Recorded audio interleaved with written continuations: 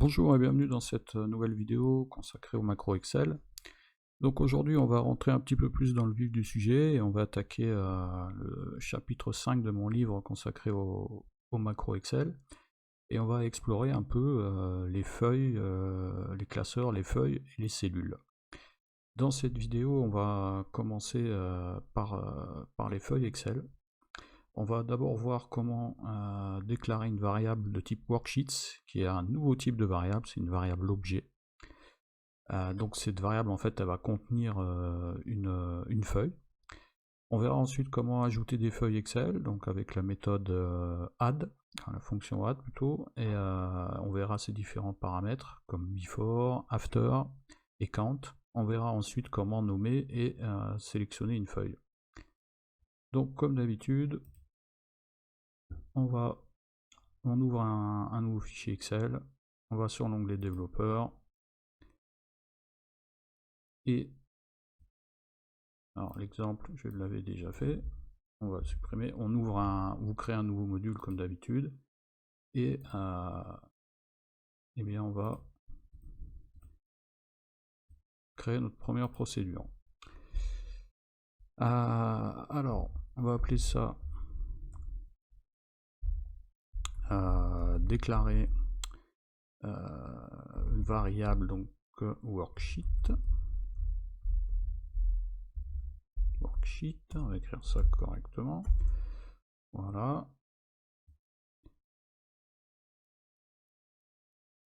Excusez-moi, ça patine un peu là. Supprimer ça, ça va aller mieux. Donc, alors pour déclarer une variable objet, on fait comme d'habitude, on utilise le mot-clé dim. Ensuite le nom de votre variable, donc je vais l'appeler WS. Vous verrez ça souvent dans des tutoriels ou dans des forums. WS c'est tout simplement la contraction de worksheet, mais vous pouvez l'appeler comme vous voudrez. Et on va la déclarer de type worksheet. Voilà. Alors, pour le moment, là, rien de nouveau, sauf que, comme je vous l'ai dit, il s'agit d'une variable objet. Alors, qu'est-ce que c'est qu'une variable objet? C'est tout simplement une variable qui a des méthodes, des propriétés, des fonctions. Par exemple, une feuille, elle a une propriété qui est le nom de la feuille. Elle a une méthode pour ajouter des feuilles, pour supprimer des feuilles, etc., etc. Et donc si on veut affecter une valeur à WS, donc il ne faut pas écrire un WS égale quelque chose, mais il faut utiliser le mot-clé set, ensuite WS égale worksheet, ouvre la parenthèse, et là on tape le nom. Donc là par exemple on va référencer notre feuille 1. Voilà. Donc là si on lance le programme, on verra qu'il n'y a aucun souci. Alors, là, il y a une petite subtilité. Vous voyez qu'on a déclaré une variable de type worksheet, et là, on fait référence à worksheets, donc avec un S. Tout simplement, worksheet, ça fait référence à un type de variable, et donc à une feuille en particulier, alors que worksheets, en fait, c'est l'ensemble de toutes les méthodes, fonctions, procédures de la collection worksheets, c'est-à-dire qu'ils sont applicables à n'importe quelle feuille. Voilà pour ça, pour la déclaration de variable objet. Donc ensuite on va ajouter des feuilles. Donc pour ça, on va créer une nouvelle procédure et on va l'appeler ajouter feuille Excel. Donc on va là on n'est pas obligé de se déclarer une variable, vous allez voir qu'on peut utiliser la fonction directement. Donc on fait appel à la collection worksheets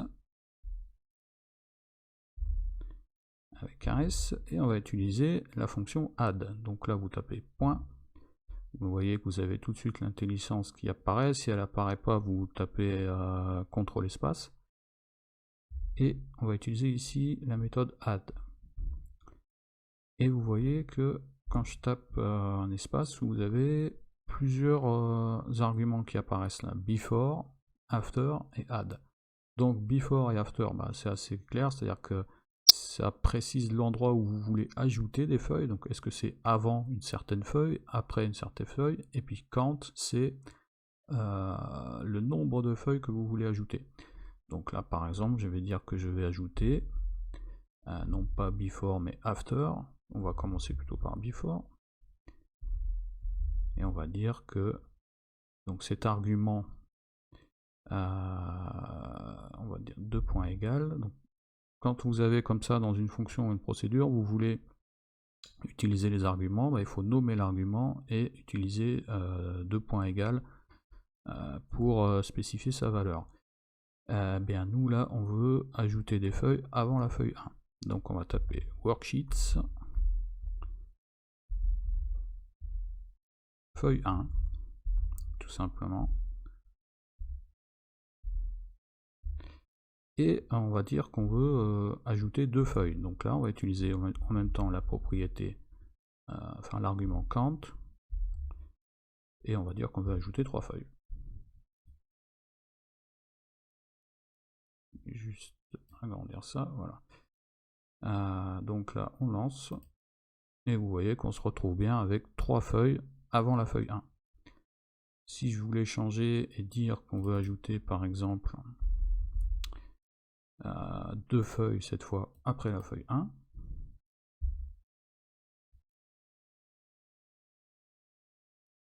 voilà, donc là on a bien ajouté feuille 6, feuille 5 juste après la feuille 1. On va voir ensuite comment nommer une feuille.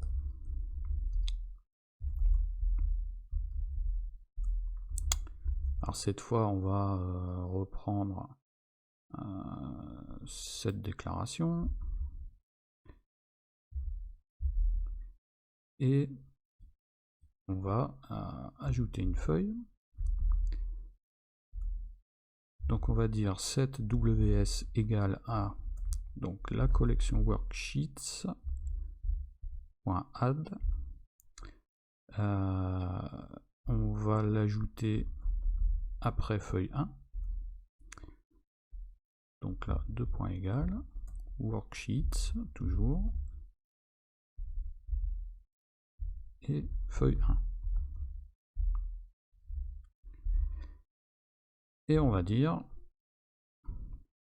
alors là ce qui se passe c'est qu'il faut mettre les parenthèses, c'est-à-dire qu'en fait quand vous avez un signe égal avant la fonction que vous appelez, en fait il faut utiliser les parenthèses. Si on n'avait pas mis de signe égal là, on pourrait se passer des parenthèses. Et on va donner un nom à cette feuille. Donc on va dire que ws.name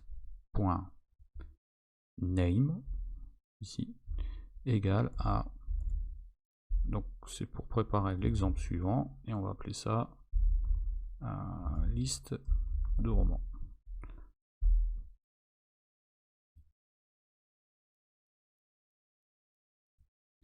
Donc là on lance notre petit programme et on voit bien qu'on a un onglet ici, une nouvelle feuille qui apparaît qui s'appelle liste de romans. Donc on va aller faire un peu de propre, on va supprimer toutes ces feuilles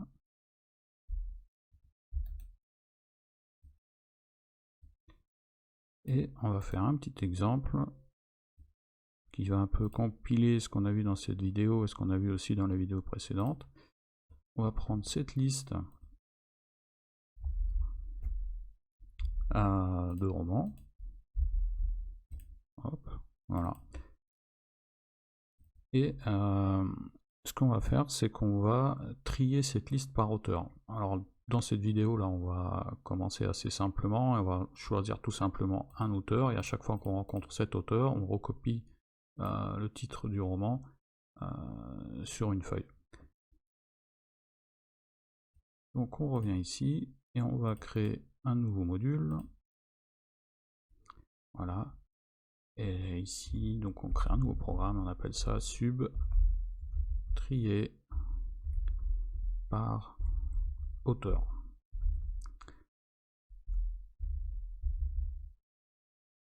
Alors l'auteur, on va prendre au hasard, on va prendre Jules Verne. Et donc le but du jeu c'est quoi? C'est-à-dire qu'on part de cette liste, on part de la première colonne, enfin de la colonne A, première ligne, on regarde quel est l'auteur qui correspond au titre. Si l'auteur c'est Jules Verne, eh bien on va ici ajouter, la première fois, on va ajouter au début du programme une feuille qui va s'appeler Jules Verne, et à chaque fois qu'on rencontre cet auteur, on recopie le nom du roman sur la feuille Jules Verne. Donc on y va. De quoi on va avoir besoin? On va avoir besoin de créer une nouvelle feuille. Donc on va dire dim ws as worksheet. Ok. On va avoir besoin d'un itérateur ici pour balayer l'ensemble des lignes. Donc on va déclarer une variable i de type integer. Et on va avoir besoin également d'une variable dans la feuille qu'on va créer pour passer à la ligne suivante. Donc j également as integer. Voilà. On définit qu'on commence à la première ligne, donc on va dire que i égale 1. Et là, on va faire ce qu'on a vu dans la vidéo précédente, on va faire une boucle. Et on va faire plus précisément une boucle while. Et on va dire que tant qu'on ne rencontre pas de cellules vides dans la colonne A, on continue. Donc on traduit ça par while. Donc là, on va travailler sur la feuille liste roman. Donc on va dire while worksheets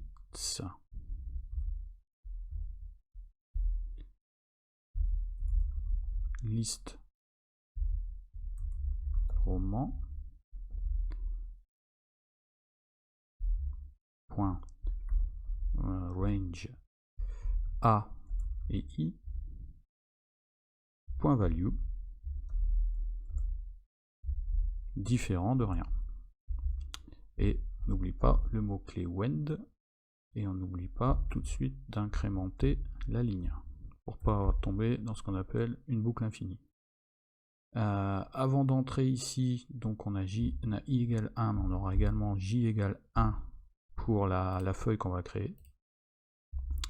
Et on crée cette feuille et on dit set ws égale donc worksheets cette fois .add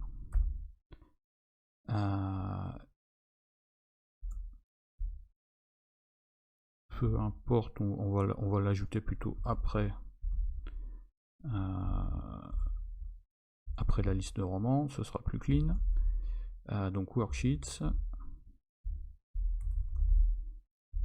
liste roman.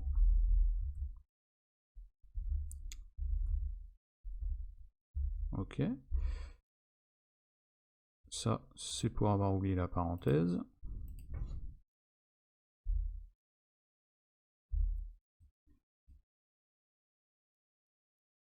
Et on va nommer cette feuille.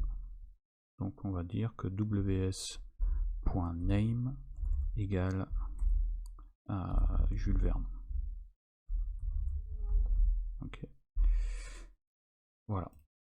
Et donc là, qu'est-ce qu'on veut faire? Eh bien, on veut tout simplement démarrer dans la colonne A, première ligne de la colonne A, et voir la valeur qui est située sur la même ligne, mais dans la colonne B. Donc ici, on va déclarer deux variables. On va dire le titre, ok, et l'auteur.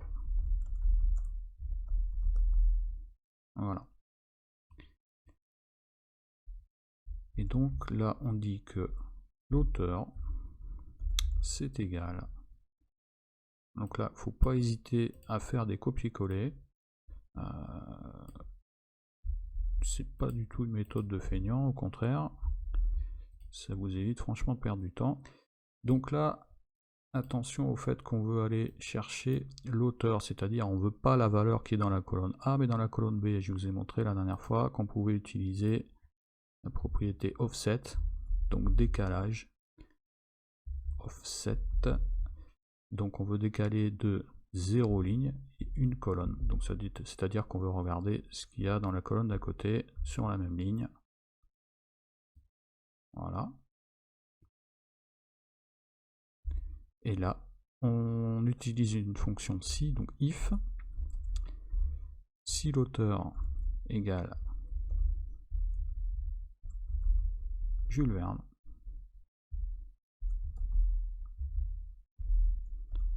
et bien qu'est-ce qu'on fait dans ce cas-là? On active la feuille Jules Verne. Donc pour l'activer, cette feuille, on va utiliser la méthode activate tout simplement. Donc on va dire que worksheets, donc non pas worksheets mais WS, parce qu'on a déclaré la variable là, donc on peut carrément utiliser WS.activate tout simplement. Donc là ça veut dire qu'en fait c'est la feuille, c'est cette nouvelle feuille Jules Verne en fait qui va être visible, en fait qui va être active plutôt, et donc on va pouvoir écrire dessus.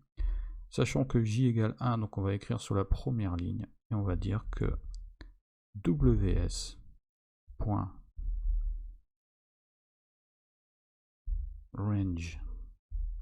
a et j, ici, .value est égal au titre. Alors là, il faudrait qu'on ajoute... Là, c'est pareil, il ne faut pas hésiter à faire un copier-coller. Donc si l'auteur est bien Jules Verne, eh bien, on va affecter une valeur à la variable titre. Voilà, et on n'oublie pas d'enlever l'offset cette fois. Donc là, on recopie la valeur, c'est-à-dire le titre, et on incrémente la ligne. J égale à J plus 1. Et on n'oublie pas de faire en sorte que ce soit notre feuille, notre liste de romans qui soit active. Parce qu'après, on retourne sur cette feuille pour lire la valeur suivante. Voilà. Et ça, il ne faut pas oublier également de le mettre ici. Tout simplement parce que ici, étant donné qu'on va créer une feuille, c'est cette feuille qui va devenir active. Donc il faut bien réactiver la feuille liste de romans pour pouvoir lire les valeurs qui sont dessus. Voilà, je pense que là ça doit fonctionner. Donc on va y aller en mode pas à pas. Donc là on ajoute une feuille, ce qui est fait, on la renomme. Ok. On affecte deux variables, on affecte une valeur à i et à j. On active notre feuille des romans, et là on lit, on s'assure déjà que la cellule soit non vide, et on lit. Donc là, premier auteur, vous voyez quand vous placez en fait le curseur sur la variable, vous voyez en fait sa valeur qui apparaît juste en dessous. Donc là c'est Émile Zola, donc est-ce que c'est égal à Jules Verne? Eh ben non. Donc là on continue. L'auteur suivant, c'est Maupassant. Donc, est-ce que c'est égal à Jules Verne? Bah non, donc on continue. Ensuite, on arrive sur Jules Verne, donc là, la condition est vérifiée. Le titre, donc il s'agit du Tour du monde en 80 jours. On active la feuille en question, donc la feuille Jules Verne. Et on recopie le titre. Voilà. Ensuite, on incrémente pour que la prochaine activation de la feuille Jules Verne soit bien sur la ligne 2. Et on réactive la feuille d'origine. On continue, et là, si on appuie sur notre petit bouton, on va constater qu'on a bel et bien retrouvé tous nos romans de Jules Verne. Donc on regarde bien qu'il y en ait 3. 1, 2, 3, c'est bien ça. Voilà, la prochaine fois on continuera sur les feuilles Excel, et puis on reprendra cet exemple pour le rendre encore plus dynamique, et cette fois en fait on va créer automatiquement une nouvelle feuille à chaque fois qu'on rencontre un auteur qui n'a pas déjà une feuille à son nom. et on pourra ainsi trier en fait toute la liste. Voilà, j'espère que cette vidéo vous aura plu, qu'elle vous aura été utile. N'oubliez pas de vous abonner si c'est le cas, et je vous dis à la prochaine fois.